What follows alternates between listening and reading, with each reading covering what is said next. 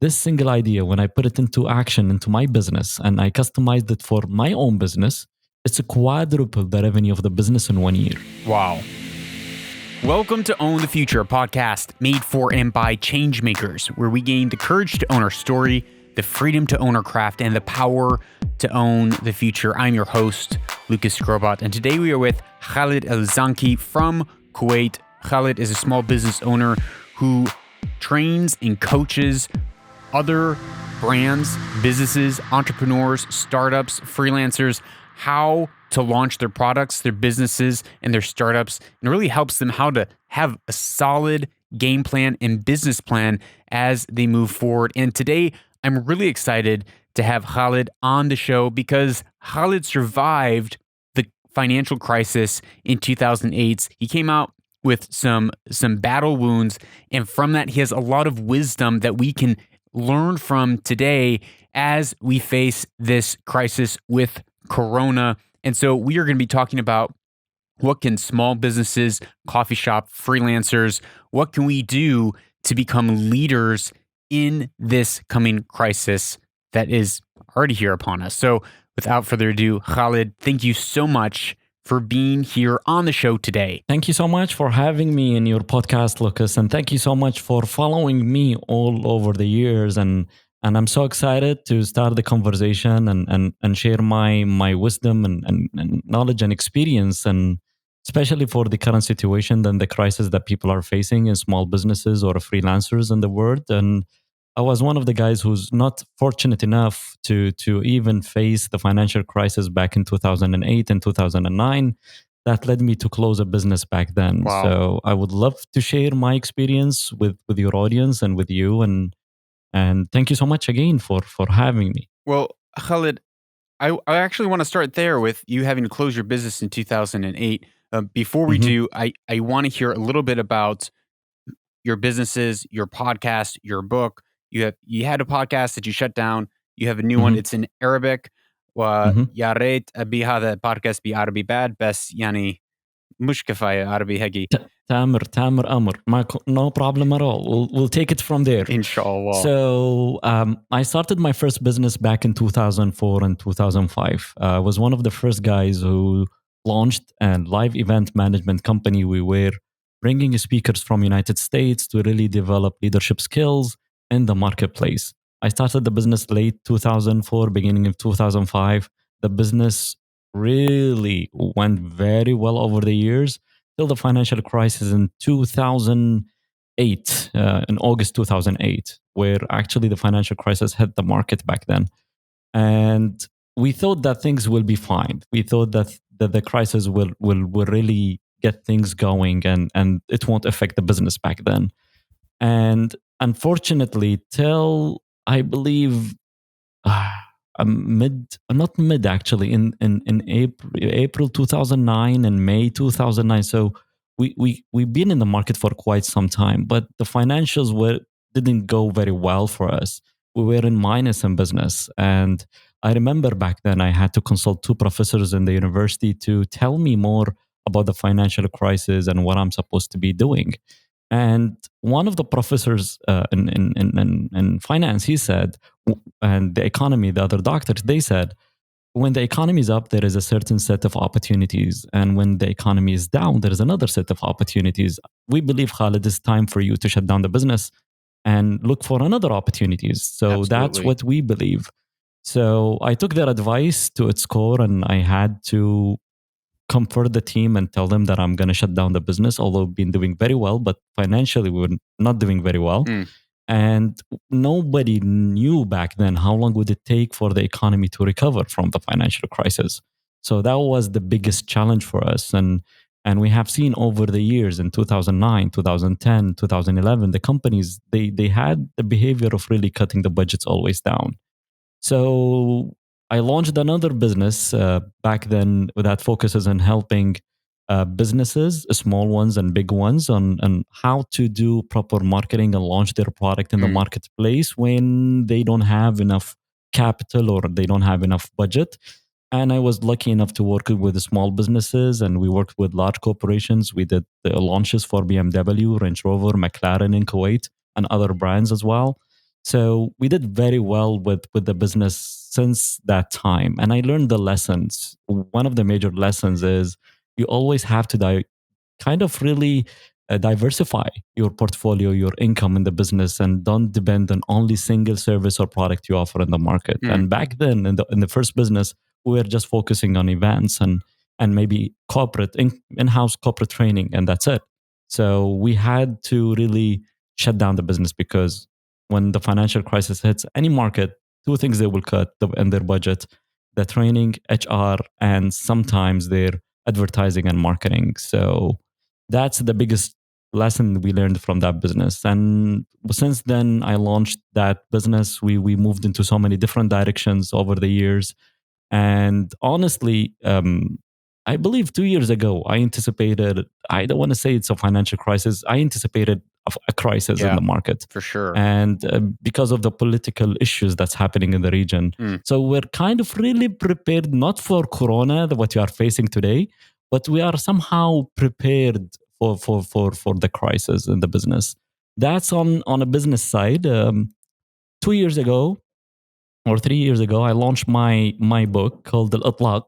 The first version was in Arabic, where actually I'm sharing some of my knowledge and experience of launching products and businesses and lesson learned, biggest mistakes people they do, introducing the concept product launch, and what people have to know and understand to save time and cut their losses and make more money in launching a proper product into the marketplace. And then we launched the English version of it. The market asked us to do the English version of the book. So I translated the book, and I was lucky enough back then to have one of my friends who authored almost 13 books in the market. Wow. So in the US, so he's a great writer. He talks about franchising. So he actually read proof the book for me, and we launched the English version. It went very well, but not like the Arabic version.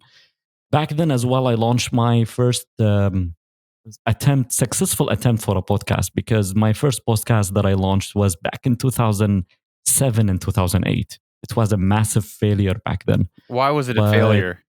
yeah, massive failure. I launched two podcasts, one in 2000, I guess, 8 and 9, and the other one was in 2010 or 11, and both were failures. Massive failure. Why do you, what causes and why do you think they failed? First of all, people they didn't know what is podcasting. That's number one. Yeah. Second thing, the platforms back then, it wasn't friendly like today. Yep. But we used to say to tell people to go to, for example, Apple App Store and download the podcast app, and then search for the podcast, and then subscribe for the podcast. So many call to actions, so people get really confused.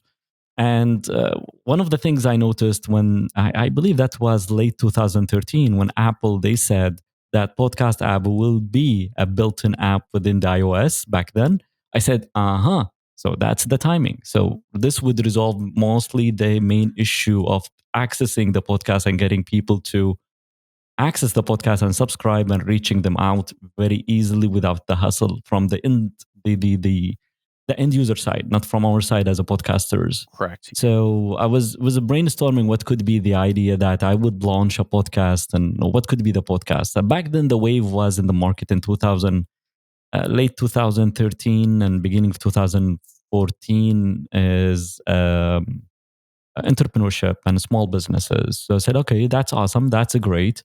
So what can I do in order to help entrepreneurs and startups and the market move forward on launching their businesses? So I came up with an idea of a podcast in Arabic only in the beginning. It used to be Launch on Fire, of interviewing local entrepreneurs in Kuwait, sharing their stories and sharing their experiences and lessons they learned in starting their business, and from their failures, and some advice and resources that they might share for entrepreneurs. And almost 6 months later, I get approached by the US Embassy of Kuwait, and they said, "Oh, we have speakers coming in. Would you mind doing interviews with them in English?" I said, "Okay, It's amazing. the podcast in Arabic." I said, "No, what? Okay, I'll do it." So I was fortunate enough to interview book authors, speakers, well-known speakers in the market. I interviewed some of the really great thinkers when it comes to performance and leadership and productivity. One of them is David Allen, the writer of Getting Things Done. He was in Kuwait speaking, and I was fortunate enough to interview him about his book and how entrepreneurs they can benefit from his knowledge and wisdom. So most of my interviews, the theme of the interviews were really helping entrepreneurs with the skill set and the experiences of those guys. And as well, I interviewed the former CEO of McDonald's in the US. He was in Kuwait on a business trip, so I did an interview with him. That was a very interesting interview as well to learn from. Wow, what an That was back into yeah, it was awesome. That was back in 2015. We launched more than I guess 150, 170 episodes wow.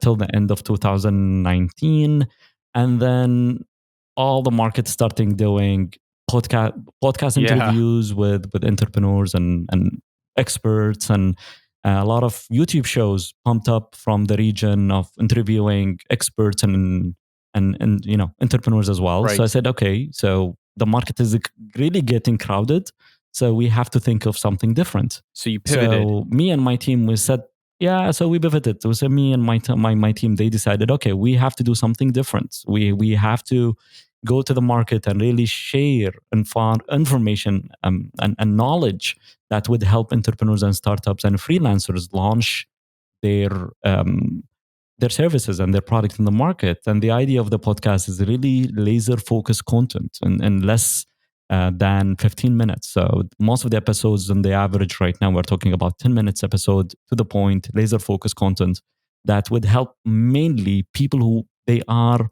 on the verge of starting their own businesses. It's not tailored toward people with massive experience in starting their own businesses. So we want to be relevant to the market, not It's like the to all the intro market. 101. This is how you do it. This is what you need to think through. These are some of the foundation cornerstone pieces that you need to make sure that you have in place if you're going to launch a business. Exactly. That's what we focused on, is really going back to basics and starting and launching the business and covering different aspects of it. So sometimes people come to me on Instagram and follow the followers and asking me questions, said, oh, by the way, I have this episode for you. Why don't you listen to it? Absolutely. So That when is they listen to the podcast, oh, thank you so much, Khalid. You answered the question in a really proper format. And that's really awesome. So I had to cut my time spending on social media because I don't answer long questions. So because I have episodes that I can share with the audience and give them knowledge absolutely. and give them experience as well. That's such a great resource. Um, and what's also a great resource is that so many people, you see those memes of, inspirational quotes of people saying, you can't drive your car by looking through the rear view mirror. When really it's like, well, it's actually Hmm. by looking when I drive my car and I'm a safe driver, I'm always looking in my rear view mirror. I'm always checking my side mirrors. And you have actually been here and you actually had to close a business in 2008. And I'm sure that was a Hmm. painful thing to do, to have to let your employees go. But that is something that I think is really valuable for us today as the markets are crashing, right? It's the most volatility in the market since, I think, Hmm. Hoover. And Lucas, this is just the beginning. It's just the beginning. We're at the Yeah. very beginning of it. Um, Hmm. and so i- and so we could. It is. I don't know whether we will or what will happen. This could last for 1 month or could last for, some reports I've been reading, we could be in some sort of semi lockdown for up to a year. Um, Hmm. I'm believing that, a vaccine will get developed hopefully faster than ever before. But still, we are That would take some time. it will take That would take some 18 time. months, they say, to have one fully vetted. So it's everything is going to take some time, short of an absolute miracle. Hmm. Um, so we could, the world economy really could slide into a very different place. But what I think is encouraging, and which was the advice that you were given and you shared, which is there's one set of opportunity when the market is booming. And, for the last 10 years now, we as a globe have seen an incredible bull market. Everything is booming, market, sales. Um, but now as things take a turn, it's like, well, there's other opportunities to be had in a down market, and more Yep. history shows that more millionaires were made during the Great Depression in America than in any other era. So what that Exactly. means, to your point, is that yes, there are a lot of, you know, metaphorical buildings crashing around us, but that means that there's great opportunities. What opportunities do you see for freelancers who work a lot on gigs, SMEs, coffee shops, small business owners? What opportunities and how can we reframe this crisis to find those opportunities and to actually serve our clients and serve people around us better? Well, you're asking me really very difficult question right now. The challenge is if traditional businesses like coffee shops and restaurants, uh, the solution is really to assess the situation and checking how long they can sustain the business in such crisis. Like in Kuwait right now, the restaurants are closed down and they are just depending on delivery right now. Imagine you are a restaurant and you don't have a delivery at the moment. So that would be a really big struggle for you. And right now we're at Uh, March 16th of this recording. How long have they been shut down for? How many days or weeks?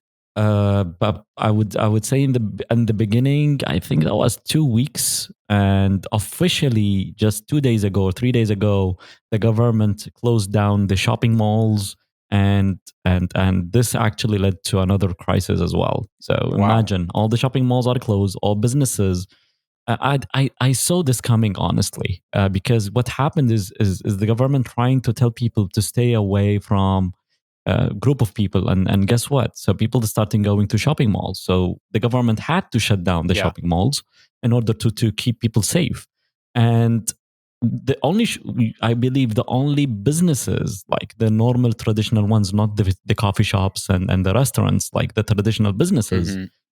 with online stores, they were able to really move forward with this crisis and based on delivery of their items to their consumer. People still buying their products and services and looking for products they want and buying it online. So it's not just financial crisis. People are really afraid of spending their money is rather than people they want to buy, but they don't know where to buy because there Mhm. is no stores are open. So if you have an online a store with really good operation and delivery, guess what? So you will be affected, but not as bad as shutting down the business 100%.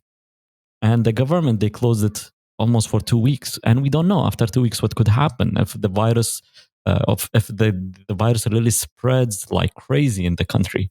So this is the challenge right now, and that's the reason why I was really studying the virus launch since December. Yep. And when the virus reached the Middle East, I would say in Feb, I said, "Oh, it reached Kuwait almost the mid of Feb. Mhm. This is most probably going to affect the economy and businesses."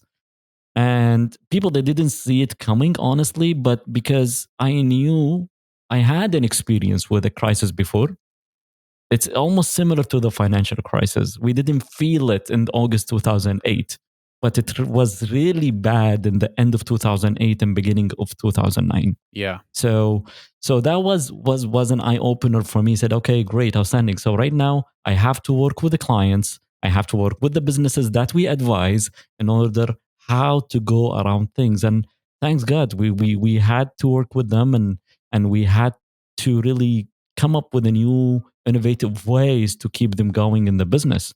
And guess what? Most of the businesses they I would say restaurants right now, their sales, if they don't do delivery, it's down almost 80 to Yeah, they're yeah, already down to 15% on 10%. already operating at such Normal small shopping, margins. yeah, normal shopping, electronic stores, their sales even below 10%, my friend. Yeah, So it's so we don't know what could happen. So the situation is really vague. I believe the only businesses with an online operation, with an online business mindset, they were able to really cut through and try to really balance the equation. and so for a business that, has already been online, they kind of have a lifeboat that they're able to kind of put their crew in and hopefully weather the storm. But for a company that maybe hasn't gone online and isn't doing deliveries, if they're in the food industry, or like what's your advice to freelancers or solopreneurs or someone who has just launched their business that's maybe not selling food goods or electronic goods in a traditional mall. Services. Yeah, services. How can Mhm. they? How can? What has your advice been to them? Well, the biggest challenge for most of them, if they didn't have an online presence, that's a problem. Absolutely. If they are just starting, let's say a month ago, that's really a big challenge for them. But for the ones who really established their business and they are in the market, I believe it's just a matter of really adopting and working with the people and connecting with people. That's was the number one thing. It doesn't mean that freelancers they can do business, but they have to be careful who to do business with nowadays, because they have to work most of the time remotely. They are they are trying to avoid working with people in spaces and places because gathering is not allowed. So it's time for them right now to figure out ways how can I connect with potential customers and clients who want my services or want my products during the downtimes. And this is, I believe, a great time for the entrepreneurs and startup to really assess what they are doing.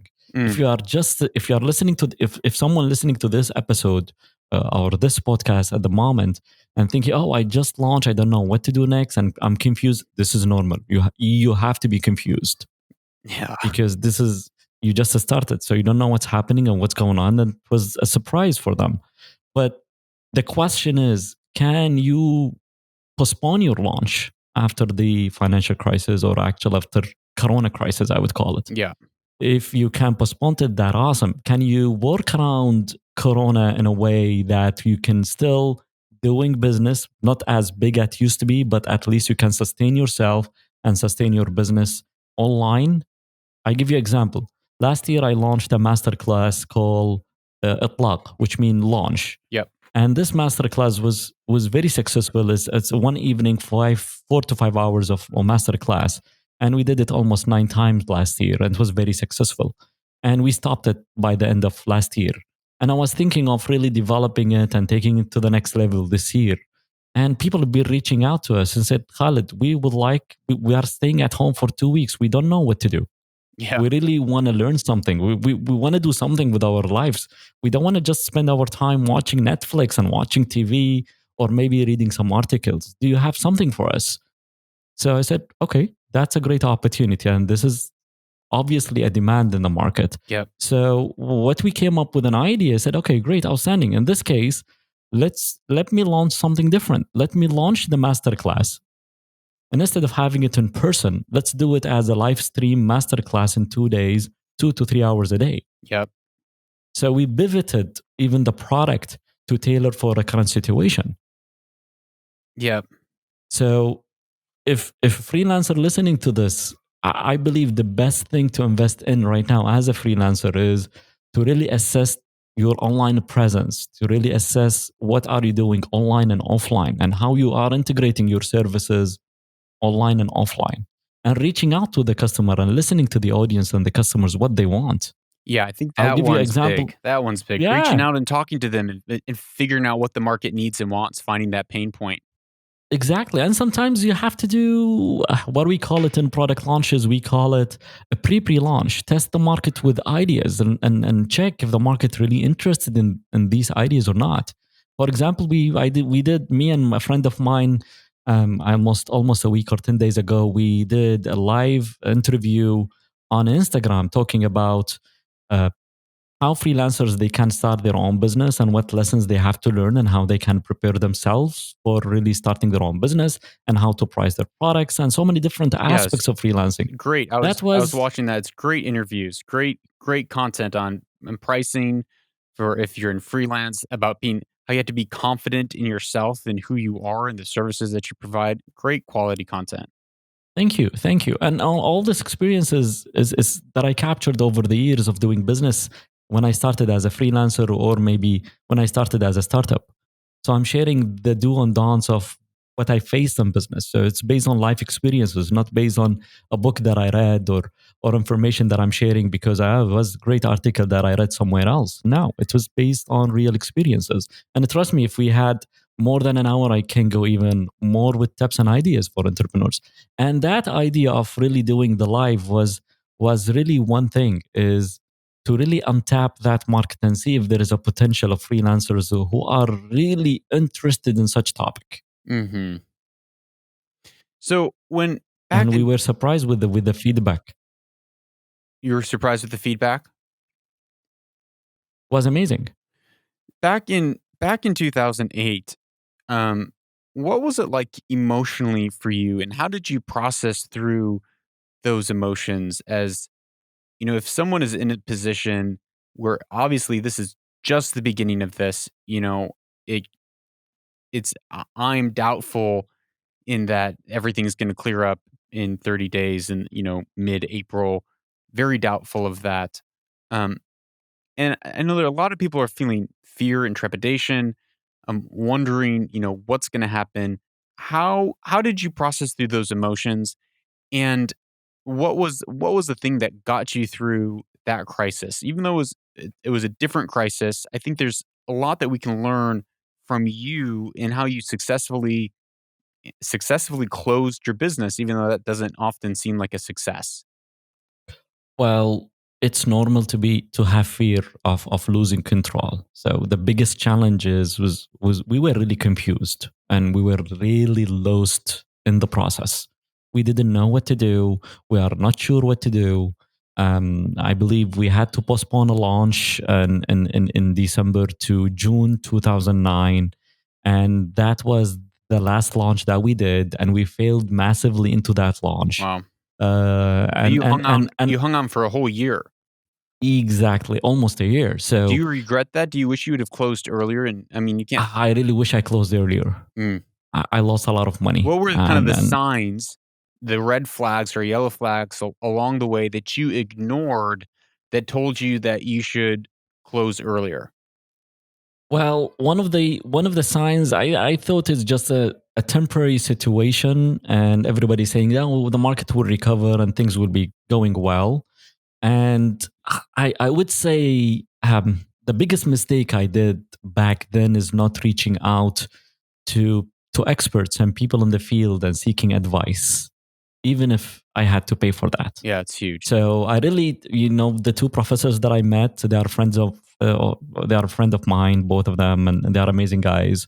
And if I did that, I would say interview or that meeting with the two professors in the beginning of the financial crisis, that would save me at least $300,000, my friend, Wow.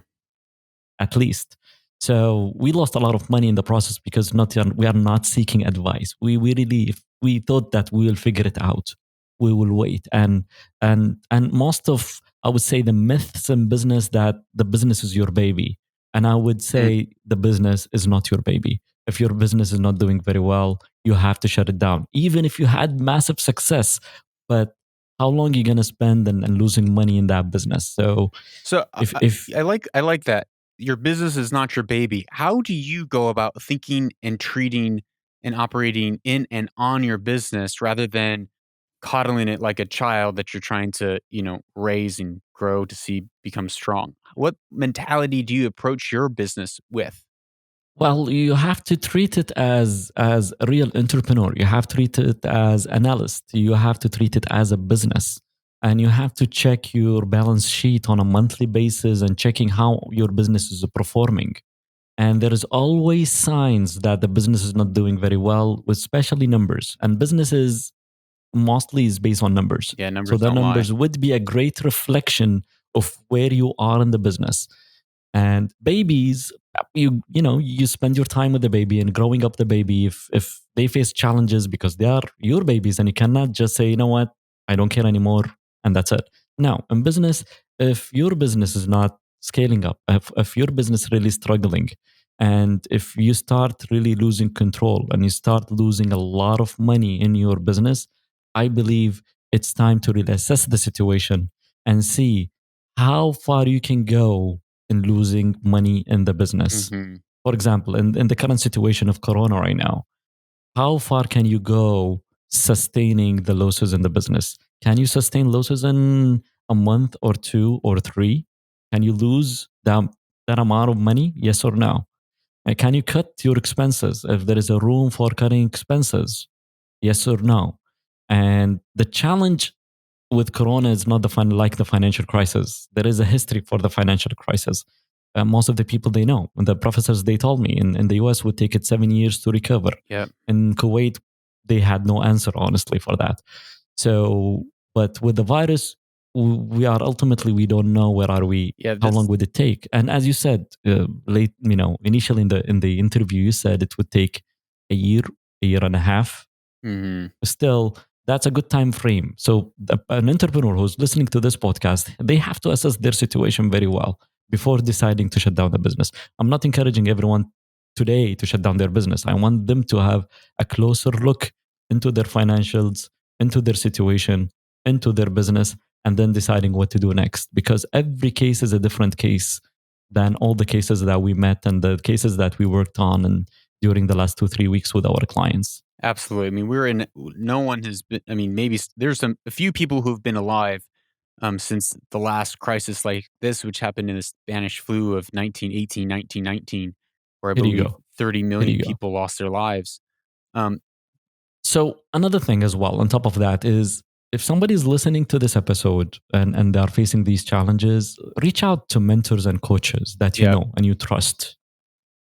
yeah, And those guys, trust me, I was fortunate enough back then to have really 2, 3 great mentors of mine that I reach out to them and really help me to get on the track as well. It's not just the advice of the professors as well. yeah. Because So you you need need someone to go in and help you unpack all those data points and looked at it objectively, not with a lot of emotions. Because when exactly. we're so And close to the sometimes problem, yeah, those and sometimes emotions can color our viewpoints.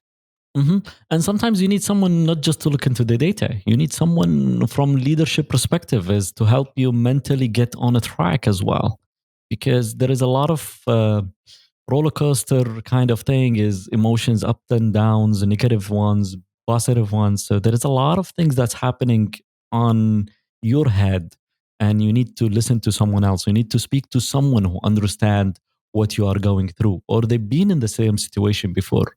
Not like someone you don't go to your wife and complaining about what's how the business is performing, or you go to your brother or your sisters and they never been in business and complaining about what's happening or what's going on.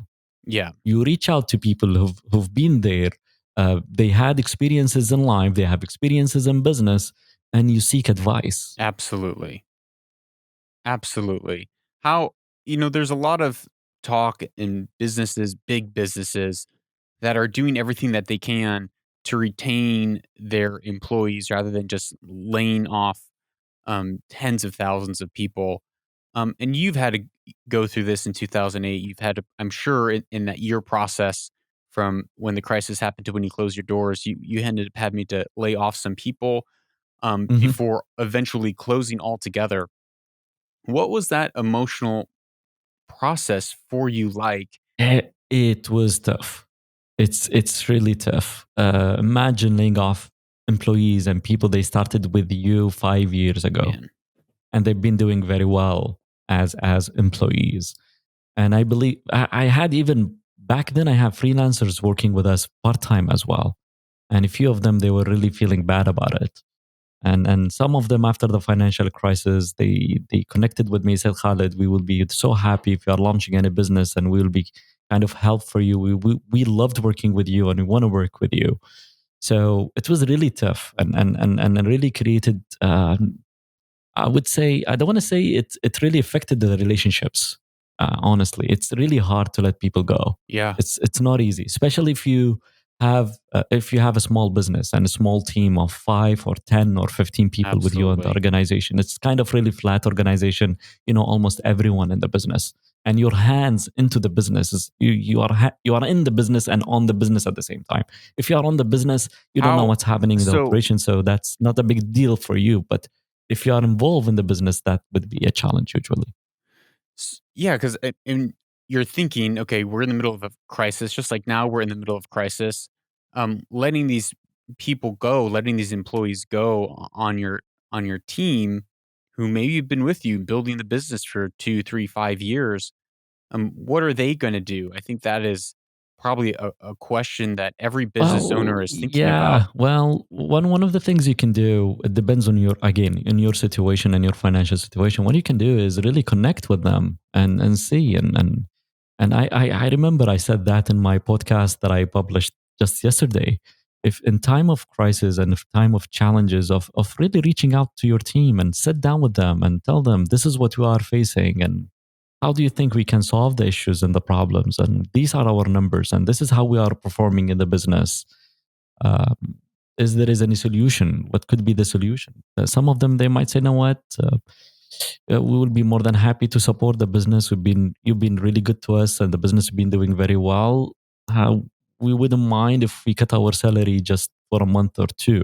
Yeah, Qantas did that. Exactly. So if you can do that, that's awesome. If you can really sustain financially the business, that's great.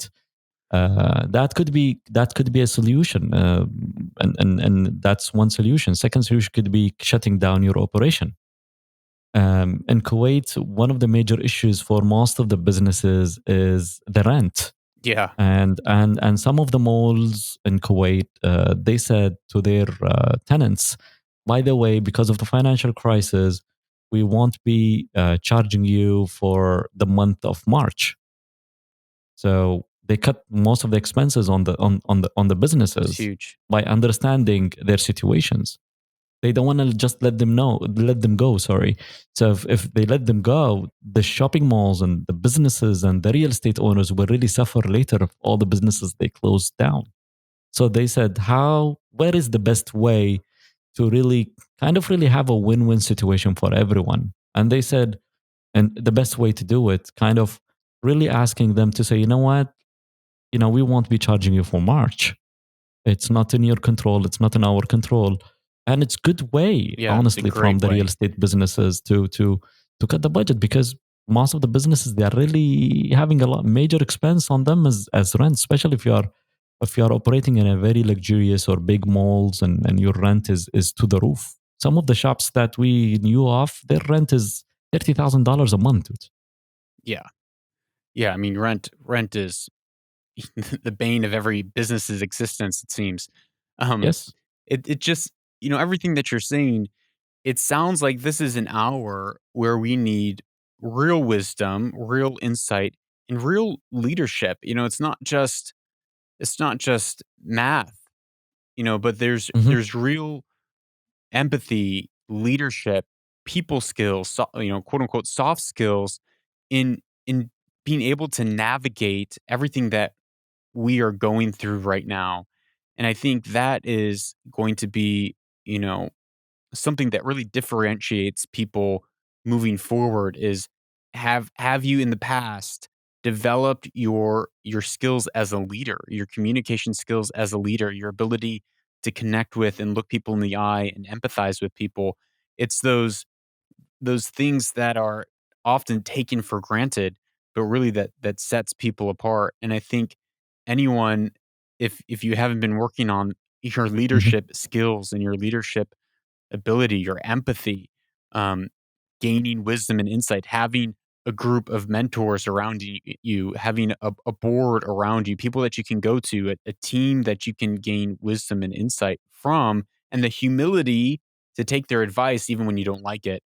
I think those are the things that, if we haven't built them already, those are things that we need to begin to build and put Yeah, in place I in our life. 100% agree. These are the skills that you have to develop. I remember when I started back in 2004 and 2005. I remember my time where I invested time, effort, and money as well to join workshops and attend events, seminars, and leadership, business development, marketing, locally in Kuwait, internationally, online, offline, where people used to be really hesitant back then to invest in online training and education. I remember my first um, event that I attended, a seminar 5 days in the United States, costed me $15,000 when I started the business. But Wow. that was really core fundamental of my business back then. The focus of that event was, if you are in an informational business model, how to develop your product, how to market it, and how to sell it. Yeah. So that was the heart of my business. Imagine if I didn't go to that training, I didn't invest that Yeah. $15,000 on that training. How would I sustain my business and take my business to the next level? That's one. Second, as you said, having great mentors around you in different skill sets and different experiences really broaden your perspective about things and situation and challenges you might face. And I was fortunate enough to have in my peer groups and my masterminds and all the groups that I've been through or masterminds that I've been through, they really developed me as a person, developed my life skills, and developed my business skills as well. I believe this is the best investment that I even invested in myself and my business as well at the same time. It's not just for the business, it's the investment of the entrepreneur in himself. As an entrepreneur, you have to invest in yourself. You Yeah. have to get proper training and education. If you can't go to trainings and seminars and workshops and you cannot save for that, that's okay. You can go and read books and learn from other people's experiences. I remember back then when I started my business, people were telling me, Khalid, why do you read these books? It's for foreigner writers in the United States. What you're gonna learn from them, it won't be applied in Kuwait because the market is different, the culture is different. But one of the things that I didn't listen to them. That's number one. Second, I said, okay, let me try it. If it works, that's awesome. If it didn't work, I would find a way to make it work. And you're learning So I that you're had that gleaning the principles experimenting. from that. Exactly. So you as an entrepreneur, you have to invest in yourself. And I believe even this topic and of investing in yourself and the training, and I believe I'm gonna do a podcast in Arabic about that because it's really important. That what made me think differently. That what made me stay running my own business. That what made me working with the clients and entrepreneurs and freelancers launching their product and services because I see things totally from different perspective. And sometimes I see things totally before them. I can forecast, like I would have a vision for what they do. Yeah. And I remember one of my clients that we started working with was back in I think December or November. The guy didn't launch the business, but he's ready. The business is ready, but they didn't launch. And when they hired us, I said, "You have to launch." I said, "Khalid, I'm not ready 100%." I said, you will never ever be ready 100%. You have to It's launch." true. And the guy launched in early April before the coronavirus issue. And he closed the launch in March. So the launch period duration was 1 month. Imagine this guy, he did a launch in Feb, Be horrible. and he owns an online platform. Imagine he did a launch in Feb. What could be the situation like today in current situation and current crisis? Man. Would be really difficult for him to sustain the business because how he would launch in such situation. Yeah, and that's it. So often we want to invest in our business and we forget to invest in ourselves. And Hmm. just echoing what you said and hearing what you said, it's you spent the $15,000 to go to the States to go to a training to get equipped with the skills that you need to run your business. And if someone doesn't have maybe $15,000 right now, like you said, they can go buy books. Now the next thing is Hmm. gonna be like, well, I don't have, if you're gonna make excuses, you can make excuses. Well, you can go on YouTube. There's thousands of Exactly. hours of podcasts that are teaching you everything that is in books, everything that are in that training. If you are willing to go out and curate and find that and dig through that Hmm. material to invest in yourself. And then the mistake that I have often made in my life is not investing in relationships. And Exactly. I often think, well, if I gain enough knowledge, if I gain enough, you know, skill set and expertise, then I can make it. What I don't often realize, at least when I was younger, and hopefully I'm learning more as I grow older, is that when I was younger, I wouldn't go and build relationship, not even like networking professional, but just Hmm. like building relationship with people and building that community. That's always been a weakness of mine that I've been working on for the last number of years.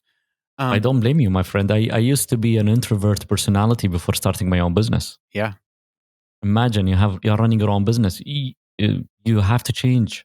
You have to change your personality. You have to network. You have to break your comfort zone and move forward from that point. I really echo what you just said, and it's very important as an entrepreneur today to build relationships and connect with people. And I would add to that, if YouTube is not enough for you and books is not enough for you, let me give you a nice trick and nice advice as well. If you are a freelancer, let's say in photography or videography, go to successful videographers and photographers. And Yeah, I don't want to say interview them, have a conversation with them. totally. And trust me, you will be shocked of the amount of the information and the help that you would get from them. Like I remember in the live session that we did with my friend about talking about freelancing, one of the guys we had a phone call from one of the guys who charges like hell today as videographer. But I asked him one question. When you started as a videographer, what was your first invoice? What was your first task that you created for a client? Guess what? He said, my first invoice was 35 KD, which is equivalent to almost Yeah, $100. $100. Yeah. And the guy today, he's not charging less than $25 to $27,000. Yeah. So look for people who are really successful, who've been in the process before you, and ask them to have a conversation with them. And people are they're so willing, and LinkedIn, Instagram, people are so willing and open to connect and talk. I mean, just you and I, we're connecting and Hmm. talking right now. And I think um, right now there is an opportunity across the globe, as people, depending on which country you're in and where you are in the stage, you're isolated. You're stuck at your home. You can't go out. There's so much opportunity to begin to reach out and connect. One, to glean and learn information and ask questions, maybe network.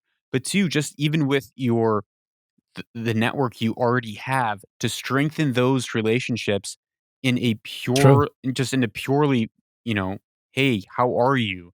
I care about you. Are you doing okay? Is there any way that I can help you as a friend in this time? And that, I think, that's going to pay dividends in months and years as we go I forward. totally agree. You were kind of really with me a few hours ago. A friend of mine who's running electronic shop, he was facing really tiny issues with his online business. I picked up the phone, and he didn't ask me to do that. I said, "Listen, this is what's happening with you, and this is how to recover the situation right now, and this is how you have to act and take action." Yeah. And he didn't ask me for that, but I thought, you know what? Let me give him the call and try to help. Yeah. And the guy, he didn't ask. So I just offered help to them and try to help them as much as possible. That's one.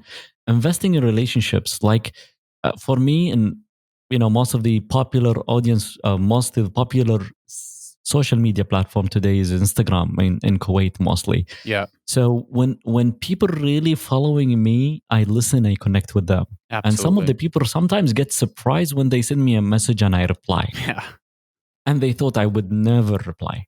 They are just sending a message. And sometimes they get shocked.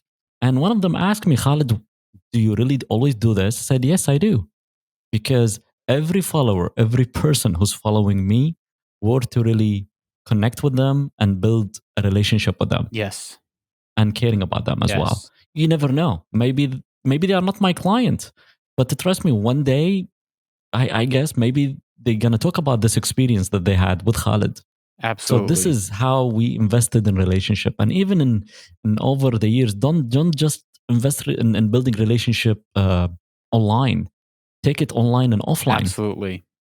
Yeah, this is, I believe, uh, this is the most important lesson you have to learn as well from today conversation and today podcast is be out there, connect with people, and learn and attend events, attend meetups as much as you can if it's possible. Because trust me, one idea could spark massively a new direction for you if you are starting out or if you are in the business. Like I remember one single idea from one of the events that I attended not last year, year before. It was just a random guy who jumped on the stage to share his thought. He wasn't part of the lineup of speakers, by the way. Hmm. And the guy went into the stage for 5 minutes and he sparked an idea. And I said, "No, what? I'll take it into consideration when I go back home and in Kuwait, and I would really take it to next level and try it out." And guess what? This single idea, when I put it into action into my business and I customized it for my own business, it's a quadruple the revenue of the business in 1 year. Wow. Just a single, just a single idea of 5 minutes. That's incredible. Just imagine if in that 5 minutes I wasn't in the room. I was kind of really maybe distracted, or maybe I went to the restroom or the washroom and I wasn't in the room. I would mess that idea. Or even if you just disrespected the person, you're like, well, he's not on the list. He's only speaking for 5 minutes. Who is he anyways? Hmm. Exactly. But I didn't see it that way. I said, no way. Oh, that's a great idea. I never thought of that. Let me try it out. So that was the mindset back then. And it's responsible today for the growth of the business. Just 1 minute and a half or 5 minutes of the conversation he had on the stage. Wow. Can I ask what the idea was, or is that your secret sauce? No, it's not a secret sauce. We when we do product launches, we usually focus on the online component. And when we do things online, we believe and we have that belief inside of us. If it's done online, we can do it offline. Yep. So the guy, he said, one of the strategies that we use online is massively for online. Nobody have tried it to do it offline. And this guy, he shared the idea of how he did it offline. So how he did it offline and how this impacted his business and how the launch went very well online and offline at the same time. That's awesome. I mean, it makes sense. That was That's that what was amazing musicians do all the idea. time. Exactly. So all of us, when we are kind of really, sometimes we live in a box. Yeah. We believe we have done it this way and it's supposed to be this way. But this guy said, no, no, no. Think about it differently. Can you take it? Can you use the same strategy that we do online, offline? And he shared his thought and experience based on that. And that's the reason I believe he got called on the stage from the organizer. Yeah. Yeah. It's, you know, our our success is wrapped up in other people. End of story. Whether it's they're giving us something or whether we're serving them. You know, there's no such thing as a self-made millionaire or a self-made billionaire. Somewhere Hmm. along the way, they helped and added value to people's lives, which then caused cash flow to flow into their business, right? So True. it's everything that we want, someone else has, and it's by us giving them something that they want. And so that dynamic of Hmm. relationship, one on the business side, that it will reap dividends in our business. But second, especially in this crisis, I think that the people who are compassionate and caring and who go out of their way to make sure that other people in and outside of their community are doing okay and serving one another, loving one another, caring for taking care of one another. I think that is going to um, pay massive dividends and enrich all of our lives um, so much in this time. And I think that's what real leadership looks like. Um, Yep. I totally agree to what you just said. Absolutely. Well, Khalid, I know that we are running short on time, and I want to thank you today for sharing. Especially, I mean, there's so much. I do wish that we could be on this call for another hour, as there is really so much from your experience from 2008 that I think that It's everyone my pleasure, Lucas, and I really wish I delivered some great value to your audience and your listeners as well. And I really wish I'll be a source that would help maybe some of your audiences or entrepreneurs or freelancers listening to this podcast today and open their minds or their horizon to see things from totally different perspective. And we ignited some ideas with them during this absolutely. conversation that we started. Now, for the Arabic listeners out there, if that's the right way to say it. For those of you who speak Arabic and prefer Arabic content, where can they find your podcast? Where can they find you?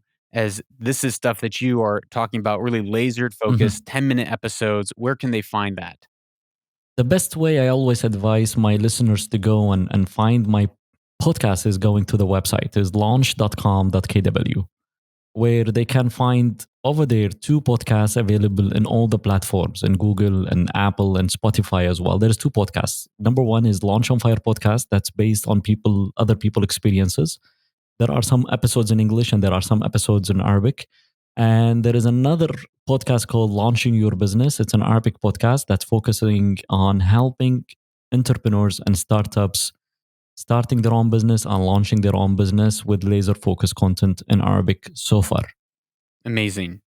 Khalid, if you had a freelance photographer listening to this right now who's established, who does amazing work, what would be kind of your parting advice, encouragement to them to distill their fear and to really encourage them and propel them into this next season? What would you tell them? I believe I believe they have to really stand up and focus on what they are doing the best. Because the world right now is looking to us as entrepreneurs, as professionals, as people being there before them, and people are looking at us as an example how we would behave and how we would stand up today in these crises and really support one each other or supporting them as well. The responsibility today on us as entrepreneurs, especially the established ones. So people that are earlier in the process right now, they are looking at us, what we are doing and how we are facing the challenges and how do we perceive the issues and the challenges that we are facing today with the crisis, and be a source of positive energy and fuel yourself with optimism as much as you can. And I want you to be realistic. I remember when I remember when the coronavirus hit, the first responsibility was to really influence the people who are following me and other influencers as well, to get people to really take the coronavirus seriously, not Yes. lightly, like what Yes. happened in Italy. I remember I devoted at least a week of really hammering my followers. I apologize if you are following me and listening to me right now. I apologize for that. Don't But apologize. Don't it was really apologize. since, yeah, it was a sense of responsibility. I really wanted people to really take things seriously because this would affect all of us. So I'm glad we were able to really in Kuwait, mainly in Kuwait, if people outside Kuwait listening to this and really being influenced by this, that's awesome. And we did our mission and we reached what we reached today, and even the government were really happy with the performance and are containing the situation. And Kuwait today is ranked as the second country worldwide. They had really control over the coronavirus issue. So we are so excited because of the accomplishment. So if you are a freelancer today facing these challenges, this is normal, and you have to stand up and you have to face it with more certainty, more than uncertainty that you are having right now. And remember one thing: these tough times will go away. Would it take us 6 months? Would it take it a year? It would go away. But people would remember how did you behave and how did you cut through this all, and they would really look at you as a leader, not just as someone, as normal person. Absolutely. That that closing advice is spot on. Khalid, thank you so much for being with us on the show today. Thank you so much, Lucas, for having me, and wish you all the best. Thank you so much for being with me today. And I'm really glad that I got to spend the last hour with you today. If you speak Arabic and are a small business owner or entrepreneur or aspiringpreneur, go and check out Khalid's content. It is amazing. So much valuable content there. So please go and follow, listen to his podcast. It's through the roof. And more importantly, in this season of crisis, please remember to reach out to the friends and family around you. Take some time and say hi to someone else and see how they are doing. That is all. Remember, I'm Lucas Grobot. You are a change maker. And if you own your story, you can own your future.